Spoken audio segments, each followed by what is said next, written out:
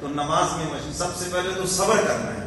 ہم جزا فضا شروع کر دو، مر گئے، رڑ گئے، بیڑا مولوی صاحب کچھ نہ پوچھو کیا حال ہے، او بس یہ نہیں کرنا. اس سے ہمیں منع کیا گیا ہے. ہاں اپنا دکھ اس کو سناؤ تو دکھ دور کر سکتا ہے.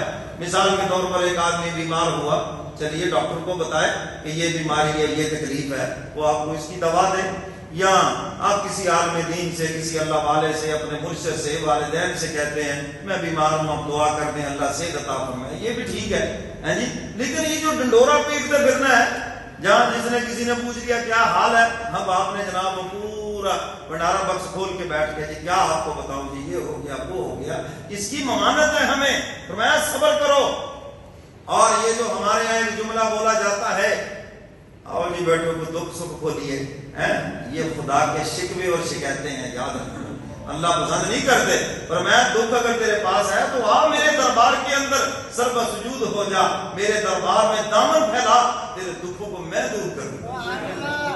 جس طرح وہ دکھ دینا جانتا ہے دکھ ٹالنا بھی جانتا ہے. اللہ فرماتے ہیں میرے دربار میں آ، دنیا والوں سے کیا تو اپنے دکھ دور کروائے گا، کیا مشکلیں حل کروائے گا؟ یہ تو خود مشکلوں میں پھنسے ہوئے ہیں، یہ تو خود مصیبتوں میں پھنسے ہوئے ہیں، یہ تیری مصیبتیں کیا دور کریں گے؟ اور میرے مرشد فرمایا کرتے تھے، فرمایا لوگوں کو دکھ سناؤ گے نا، جو تمہارے دشمن ہیں ہنسیں گے، اچھا ہوگا خوب ہنسا، ٹھیک ہے، بڑا دماغ خراب تھا اس کا، ہے اوپر سے وہ منہ بسور کے کہہ دے، ہاں اندر سے کہنے بہت اچھا ہوگا، بہت اچھا ہوگا، اس کے لیے ایسا ہی ہونا چاہیے. میں کیا ضرورت ہے اپنے دشمنوں کو ہنسنے کا موقع دینا، اور جو تمہارے حقیقی دوست ہیں ان کو آپ رنجیدہ اور غمزدہ کر رہے ہیں، ظاہری بات ہے ان کو تو تکلیف ہے نا. تو فرمایا کیا ضرورت ہے، اپنے دکھوں کو چھپاؤ، اور جو اپنی تکلیف کو، اپنی حاجت کو چھپاتا ہے، اللہ فرماتے ہیں کہ میرے اوپر لازم ہے جلد یا بدیر میں اس کو اس دکھ اور تکلیف سے نکال دیتا ہوں، اس کو فقر و فاقے سے نکال دیتا ہوں، اس کو اس پریشانی سے نکال دیتا ہوں. تو میرے محترم سامعین، اللہ کو اپنا دکھ سناؤ. اور جب تک ہم خدا کو دکھ سناتے تھے تو دکھ حل بھی ہو جاتے تھے، جب سے مخلوق کو سنانے لگے ہیں تو پھنس گئے، جب سے مخلوق کو سنانے لگے ہیں. میرے محترم سامعین، ایک بچہ جب پیدا ہوتا ہے، اب اس کے پاس ایک گر ہے، رونا. کیا گر ہے؟ بھوک لگی تو کیا کیا، پیاس لگی تو کیا کیا، سردی لگی تو کیا کیا، اور گرمی لگی تو کیا کیا.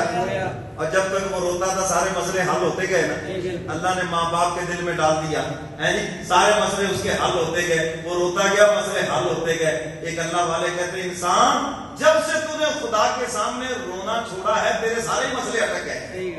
یہ تو تیرا پیدائشی گر تھا کہ تو خدا کے سامنے روتا اور تیرے مسئلے حل ہو جاتے، تو اپنا پیدائشی گور ہی بھول گیا. تو رو کے سناتا ہے ان لوگوں کو جو تیرے دکھ کبھی بھی دور نہیں کر سکتے، جو تیری مشکلات حل نہیں کر سکتے، اور جو قادر ہے اس چیز کے اوپر، علی کل شیء قدیر، اس کو رو کر تو نے کبھی دکھ سنایا ہی نہیں. تو یہی تو حکم دیا جا رہا ہے. بلکہ وہ اس بزرگ کا واقعہ بھی یاد آ گیا، ہو گئے قرض لینے والے آ گئے، حضرت صاحب رکھو پیسے. مولوی تو پیسے مار کے بھاگ بھی نہیں سکتا کہیں بھائی، 5 نمازوں میں نمازی پکڑ لیں گے تو آؤ حضرت پیسے رکھو جی، ادھر بڑے پھرتے ہو جناب رکھو ہمارے پیسے، اللہ مجھے محفوظ فرمائے. اب آگے جناب پیسے لینے والے صاحب بیٹھے، حضرت صاحب پیسے رکھو. اتنے میں ایک بچہ آ گیا چنے بیچ رہا تھا، حضرت نے بلایا اس کو، اس نے کہا جی چنے لے لو جی، یتیم ہوں بنا ہوں، اور میں یہ سارے بیٹھے ان کو کھلا دو. وہ ساروں نے مزے مزے سے کھا لیے، چلو جناب مفت کا مال ہے، مال مفت دلے میں رہے، جنہوں نے نہیں بھی کھانا تھا وہ بھی کھا گئے. اب جب سارے کھا گئے تو وہ بچہ کہنے لگا جی حضرت جی پیسے، اور میں یہ بھی لینے والے بیٹھے ہیں، تو بھی بیٹھ جائے ادھر. وہ رونے لگا زور زور سے، وہ میری ماں تو مجھے مارے گی، ہمارا تو یہی روزگار ہے. زور زور سے رونے لگا اونچی اونچی. اتنی دیر میں حضرت کا کوئی مرید ایک بڑا ہدیہ لے کر آیا، اس کو اللہ نے بڑی خوشی دکھائی تھی. اس نے کہا چلو حضرت کو بھی کوئی ہدیہ دے کے آئے. ویسے ہے یہ وہ پرانے دور کی بات ہی ہے، آج کل تو دعائیں کرواتے حضرت کاروبار اوپر ہو جائے، فلاں چیز ہے برکت ہو جائے، ہم دعائیں کر کر کے تھک جاتے ہیں، ان کا کبھی سراغ ہی نہیں پھر ملتا. ہاں صرف دعائیں کروانے آتے، بعد میں نہیں ملتے. تو وہ تو بعد میں بھی ملنے والے. وہ آگے حضرت کے پاس، حضرت اللہ نے بڑا نفع دیا ہے اور یہ میں آپ کے لیے بڑا ہدیہ لے کے آیا ہوں. اور وہ ہدیہ اتنا بڑا تھا کہ حضرت نے ساروں کا قرض ادا کر دیا. حضرت فرمانے لگے سب مانگنے والے لینے والے بیٹھے تھے نا، اللہ کی مدد نہیں آ رہی تھی، ایک رونے والا آیا، سب کا کام بن گیا. خدا کے دربار میں رونا سیکھو، اور جو اللہ کے آگے روتا ہے اللہ مخلوق کے سامنے کبھی اس کو رونے ہی نہیں دیتے۔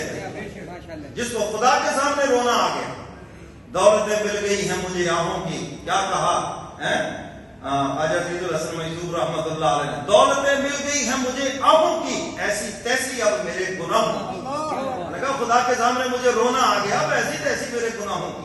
اور جس کو خدا کے سامنے رونا آ گیا، سارے گناہ بھی اس کے معاف ہو گئے اور مشکلات بھی حل ہو گئی، اللہ پھر مخلوق کے سامنے اس کو رونے نہیں دے گا۔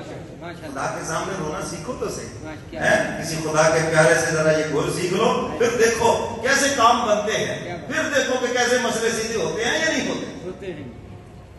تو فرمایا کہ مشکل آئے تو کیا کرنا ہے، نماز میں مشغول ہو جائے، نماز میں مشغول ہو جائے، صلاۃ الحاجت پڑھو، اللہ سے دعا مانگو، نماز میں مشغول ہو جائے۔ اور آگے فرمایا بنہر، یہ اصل میں تو نہر سے ہے، اونٹ کا نہر کیا جاتا ہے، اونٹ کو قربانی جب کی جاتی ہے تو اس کا نہر کیا جاتا ہے، جہاں اس کی گردن ختم ہوتی ہے وہاں پر نہر کیا جاتا ہے۔ تو عرب کے اندر چونکہ زیادہ تر اونٹ ذبح ہوتے تھے اس لیے نہر کا لفظ بولا۔ تو فرمایا قربانی کیجئے۔ اب اس قربانی کے اندر بھی بڑی فصاحت اور بلاغت ہے، یعنی جانور بھی ذبح کریں چاہے صدقے کے طور پہ کریں، مال خدا کی راہ میں خرچ کریں۔ تو فرمایا جب کوئی مشکل آ جائے تو کوئی نہ کوئی صدقہ بھی کرے کہ اللہ خوشحالی عطا فرمائے۔ اگر کوئی مصیبت آ جائے، کاروبار میں مندا خسارہ، تو اس نیت سے صدقہ کرے اللہ خوشحالی عطا فرمائے۔